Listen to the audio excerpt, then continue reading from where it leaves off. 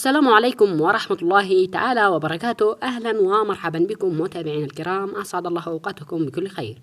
في هذا الفيديو الجديد سوف نتحدث عن مواعيد المباراة والتوقيت والقنوات الناقلة وكل تفاصيل هذا اللقاء للمباراة القادمة التي ستجمع بين منتخبنا اليمني من أمام منتخب بروناي في الجولة الثالثة من تصفيات كأس آسيا. قبل أن نبدأ بالتفاصيل نرجو منك الإعجاب بالفيديو والاشتراك بالقناة وتفعيل الجرس لنتواصل بكل ما يخص منتخبنا اليمني أولا بأول.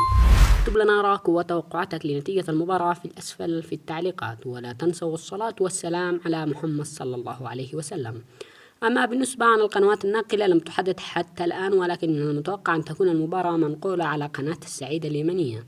ستقام المباراة بتاريخ الخميس 2025 شهر 10 يوم 9 في تمام الساعة 1 مساء بتوقيت السعودية واليمن والبحرين والعراق والأردن والكويت. بهذا نكون انتهينا من تفاصيل هذا اللقاء، ونتمنى التوفيق لمنتخبنا اليمني في كل البطولات. والسلام عليكم ورحمة الله، ودمتم في أمان الله.